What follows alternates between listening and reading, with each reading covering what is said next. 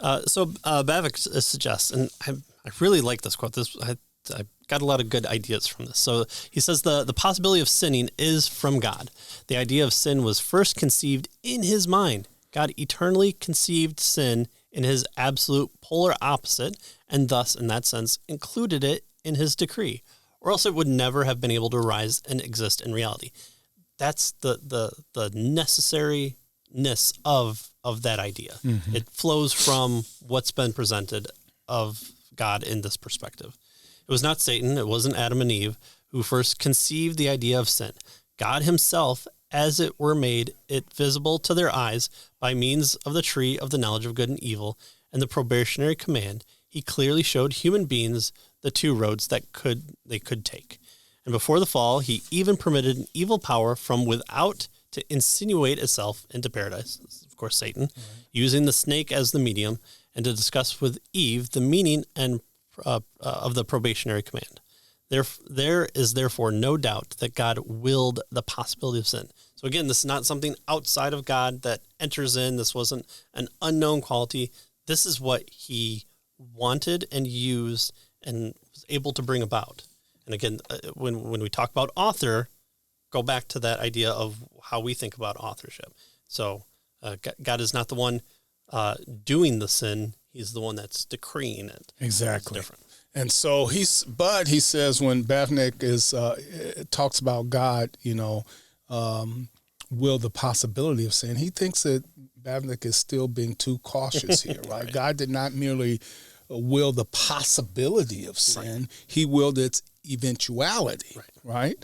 And so there are several things to note about this condition that he wants us to be aware of, that God set forth to ensure that the fall would take place, right? What did God do to ensure that his decrees would be carried out? Well, first, he placed the tree of the knowledge of good and evil in the midst of the garden, testing our first parents with the, probationary command. So that was kind of, just remove it. Yeah, right. Sin is solved. Don't make the decree. He says there's nothing, that suggests the tree was inherently evil, right? Yeah. That it would defy the goodness of God's creation. But why place the tree there? Why not make every tree, freely edible without consequences? Mm-hmm. Well, clearly God was setting something up here, right? Right. So this isn't a surprise. This is something that God seems to have premeditated. Yeah. A second, God could have easily prevented the serpent from slithering into the garden to tempt Adam and Eve, or walking. Yeah. Slithering came later. Yeah. After all, he later set cherubim in place to prevent the first couple from re-entering the garden after they had sinned. Why not cut off temptation at the pass? Mm. While we cannot speculate about the secret counsels of God, one wonders whether an undisclosed conversation ensued between God and Satan, such as occurred concerning Job. Satan entered into it and said, God said, look at my perfect creation. Yeah, Adam and Eve, right? And Satan says, well, I can make them sin. Right. And God says, yes, you can. Go for it. Yeah. In which God initiated the calamity that befell the righteous man through the evil machinations of Satan. Right. So God didn't have to put the tree there. He could have prevented the serpent from coming in. Third, God could have constituted man with a nature that precluded the possibility of sinning, right? The sort of nature that, he will have in our glorified state in heaven, right? Once we're glorified, we then don't sin anymore, right? Mm-hmm. We're changed, we're glorified, we're different creatures, right? And we're a people group saved by God's adding to us his righteousness. It's not something that's inherently in us that we're able to be saved and perfected. God has to enter our hearts. He has to change it. And he has to set his spirit in us. So he's doing a more powerful work than us just being good throughout all of humanity's history. He's even more glorified in this because he's taking something broken and reforming it, and made it better. He's taking a people group following our father Satan and adopting us as sons and daughters so that we can call Christ our first born brother.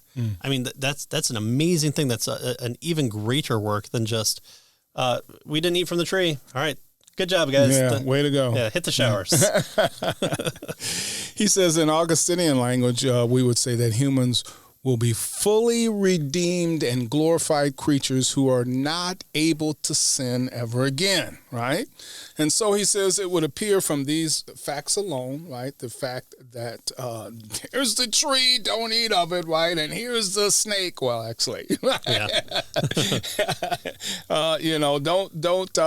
don't listen to him. Or, I made you perfect. You can't sin. No, God didn't do any of that stuff, right? No, it would have. Yeah, right. There's nothing that necessitates that he had to not do that. Right. And so he says it would appear from these facts alone that God deliberately intended the fall to take place, right?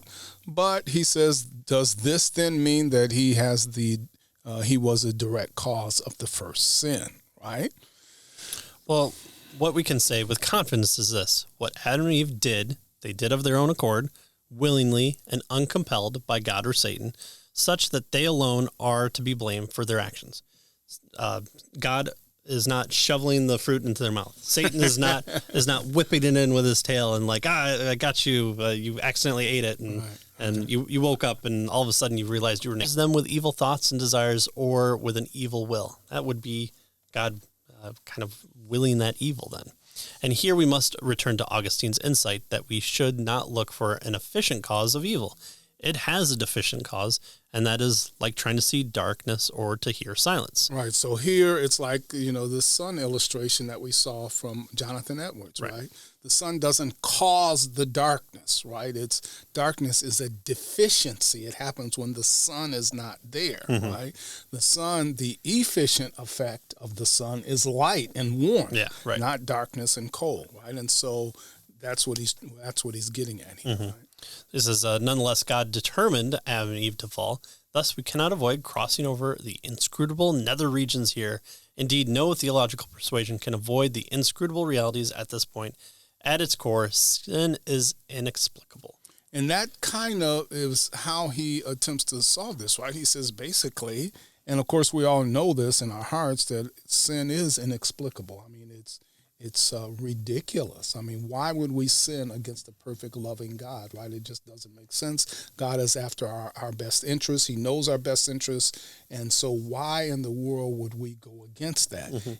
That's inexplainable, right? Why we would do something like that.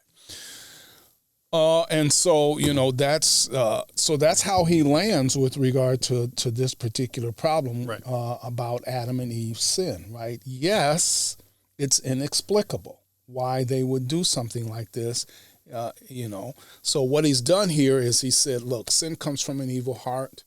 It's a result of our desires, right? Our intentions, that's where sin comes from.